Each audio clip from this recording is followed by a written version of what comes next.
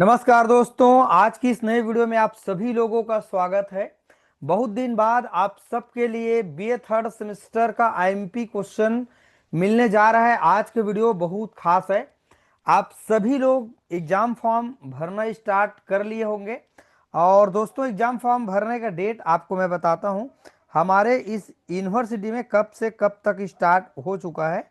ठीक है, देखो आज के डेट पर मैं जो वीडियो आप लोग को दे रहा हूं, तो बच्चों 10/11/2025 से 25 तारीख 11वां महीना 2025 तक हम एग्जाम फॉर्म भरेंगे। चाहे बीए वाले हो, चाहे बीएससी वाले हो, केवल फर्स्ट सेमेस्टर और थर्ड सेमेस्टर। ओके, तो आप सब लोग एग्जाम फॉर्म भरेंगे। अभी स्टार्ट नहीं हुए है ना, ये 10 तारीख से स्टार्ट होगा। आज तो 10 तारीख नहीं है, ठीक है, अभी स्टार्ट होने वाला है। तो आप सब लोग बहुत ध्यान से एग्जाम फॉर्म भरेंगे और सभी लोगों का पेपर भी पास है। इन सब को ध्यान में रखते हुए बच्चों, हमारे पास जो पेपर होना है दिसंबर एकदम लास्ट में स्टार्ट होगा और ज़्यादा से ज़्यादा जनवरी फर्स्ट वीक में आपका पेपर चला जाएगा। नो डाउट दिसंबर के लास्ट में एग्जाम हमारा स्टार्ट हो जाता है।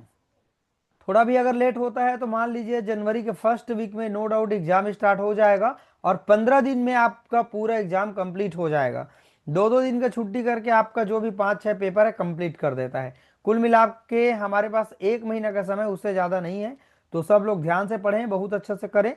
और जो भी मैं एमपी क्वेश्चन आप लोग को दे रहा हूँ, आप सब लोग बीए थर्ड स्टूडेंट है, बीए थर्ड सेमेस्टर के स्टूडेंट है। और फर्स्ट सेम में अगर आप लोगों का कोई पेपर में एटी केटी लगा है तो एमपी क्वेश्चन मैंने बता दिया बहुत अच्छा से, पुराने बेक क्वेश्चन के अकॉर्डिंग। तो आप जाके उनको फॉलो करें, अच्छा आपको समझ में आएगा। अगर दोस्तों चैनल में नए आए हो तो चैनल को जाके सब्सक्राइब जरूर कर लेना, क्योंकि आपके लिए ये वीडियो बहुत खास है, आईएमपी है। ओके, हमारे व्हाट्सएप ग्रुप में अगर आप जुड़ना चाहते हैं बीए थर्ड सेमेस्टर के, तो जुड़ सकते हैं। 8818867195 इस नंबर पर आप मुझे मैसेज करेंगे।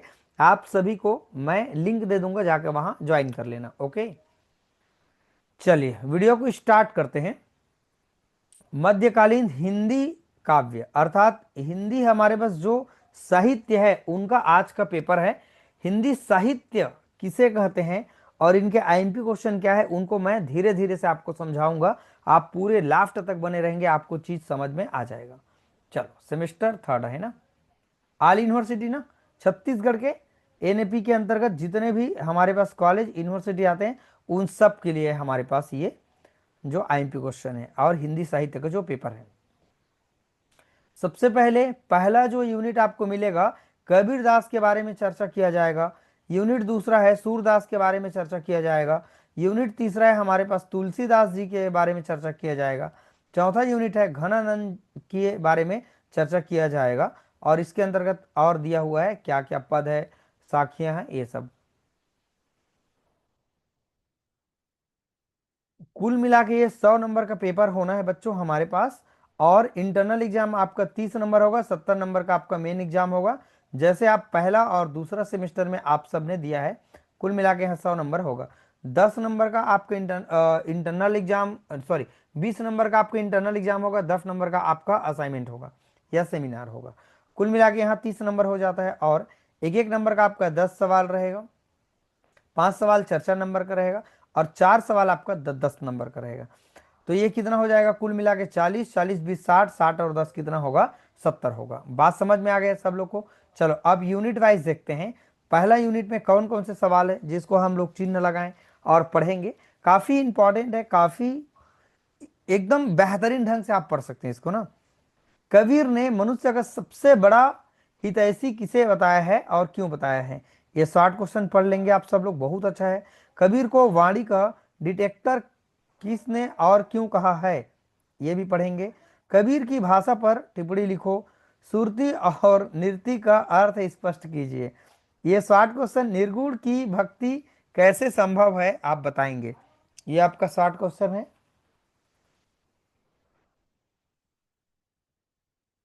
लॉन्ग क्वेश्चन हम आपको बताने जा रहे हैं, आप सब लोग इनको चिन्ह लगा लें, वेरी एमपी क्वेश्चन। कबीर का व्यक्तित्व और कृतित्व, कवि भक्ति और समाज सुधारक तीनों को समन्वय करके बताना है, ये काफी इंपॉर्टेंट है पहला सवाल। अगला हमारे पास सवाल जो बन रहा है, कबीर की काव्य की विशेषता बताना है। ये 5-6 विशेषता आपको बता देना है। ये आपका 4 नंबर के सवाल बन सकता है, ठीक है। साखी क्या है, ये आईएमपी क्वेश्चन है। कबीर की साखियों के विषय पर विवेचना करते हुए उनकी साखी शब्द की परिभाषा सार्थकता को क्या करना है, सिद्ध करना है। ठीक, ये बात समझ में आया सब लोग को। और देखते हैं, कबीर निर्गुण उपासक थे, इस कथन की क्या करना है, मीमांसा करना है। ये क्वेश्चन आपके लिए आईएमपी। और एक प्रश्न और पढ़ लेना, छठवां, कबीर का खारापन काव्य में ऐसा धारदार बना कि उनके, ये क्वेश्चन आप पढ़ लेंगे, ठीक है। तो 1 2 3 4 5 सवाल यहां से पढ़ना है। अगर आप दूसरा भी नहीं पढ़ पाएंगे तो कोई दिक्कत नहीं है, आप 4 क्वेश्चन बाकी को कवर कर लेंगे, ओके। मार्केट में अगर आपने इस तरह के जो मटेरियल पढ़ने के लिए आते हैं उसको नहीं लिया है तो आप ले सकते हैं, ठीक।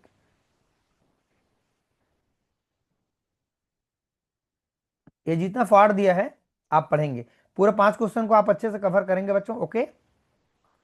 अब दिया है, सूरदास के भ्रमर गीत के माध्यम से ज्ञान पर भक्ति की विजय दिलाती है, इस कथन की क्या करना है, समीक्षा करना है। पहला सवाल आपके लिए बहुत खास है। दूसरा, सूर्य के विरह वर्णन की विशेषताओं को समझाकर प्रस्तुत कीजिए, ये आपका दूसरा क्वेश्चन, वेरी एमपी क्वेश्चन है। और देखते हैं, सूर्य का वात्सल्य वर्णन अद्वितीय है, इस कथन की समीक्षा करना है, आईएमपी क्वेश्चन है। और हाँ, लास्ट को करने की जरूरत नहीं है, ठीक है, ये इसको आप पढ़ लेंगे। सूरदास के काव्य की विशेषता, छोटा क्वेश्चन है, तो ये 4 क्वेश्चन आप लोग को कर लेना है, ओके। चलो, अब 108 क्वेश्चन आप लोग सब कर लेंगे। चर्चा नंबर का ये सवाल यहाँ पर बन रहा है, तुलसी का समस्त काव्य समन्वय की विराट चेष्टा प्रमाणित करना है, पहला सवाल आईएमपी है। अगला देखते हैं, राम के अन्य भक्तों की तुलसी अग्रणी थे, कथन की पुष्टि उदाहरण से ही समझाना है। और सुंदरकांड को किन किन कारणों से सुंदर कहा जाता है, प्रकाश डालो, वेरी एमपी क्वेश्चन, ठीक है। और लास्ट है, एक पढ़ सकते हैं, सुंदरकांड की काव्य वस्तु क्या है, ये पढ़ सकते हैं। तो आपके पास चौथा क्वेश्चन को छोड़ के बाकी सभी आईएमपी क्वेश्चन है, आने लायक प्रश्न है, आप पढ़ लेंगे। 4 ही प्रश्न पढ़ना है, बहुत छोटा सिलेबस है, बड़ा सिलेबस नहीं है। अब घनानंद के बारे में है, यहाँ पर 3 सवाल शॉर्ट बन रहा है, और यहाँ 2 और हैं, आप देख लीजिएगा अपने हिसाब से। पहला सवाल इस बार आएगा, घनानंद के काव्य का मूल प्रेम है, इस कथन को सविस्तार से समझाना है, वेरी एमपी क्वेश्चन। अगला है हमारे पास जो प्रश्न है, घनानंद की काव्यगत विशेषताओं पर प्रकाश हमको डालना है, ये दूसरा सवाल आप सबके लिए बहुत ज़्यादा इंपॉर्टेंट बन रहा है। यहाँ पर ये हमारे पास जो विशेषता है ये सब में दिया हुआ है ना। चौथा सवाल पढ़ लेंगे, रीति मुक्त काव्य धारा के प्रतिनिधि कवि घनानंद के व्यक्तित्व और कृतित्व पर प्रकाश डालना है, चौथा सवाल बहुत खास बन रहा है, एमपी बन रहा है, ठीक है। तो ये 3 प्रश्न आपको पढ़ना है, पहला, दूसरा और चौथा, ओके, बात समझ में आ गया।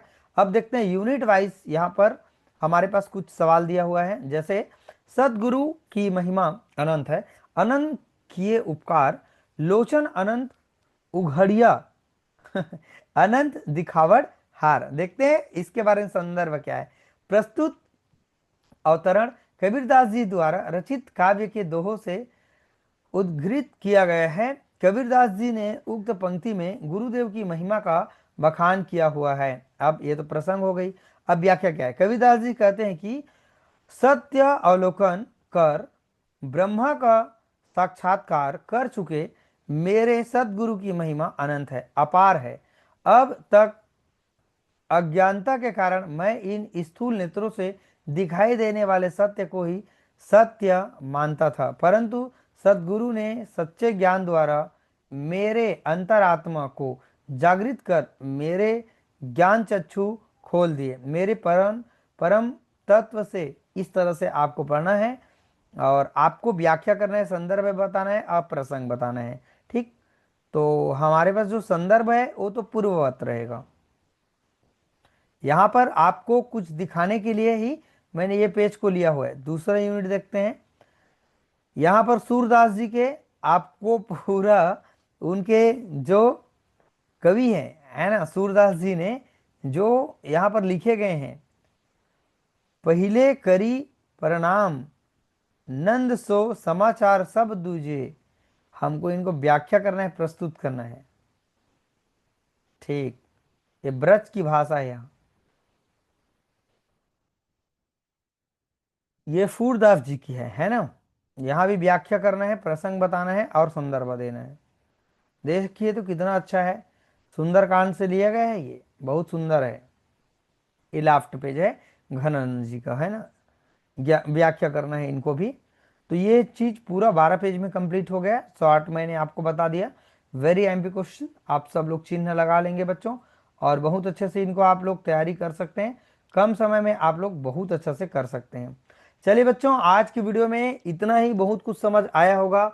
अगर आपने इस तरह का एमपी क्वेश्चन को पढ़ लिया तो मैं लिख के गारंटी देता हूं आप सब लोग पेपर अच्छे नंबर से पास करेंगे।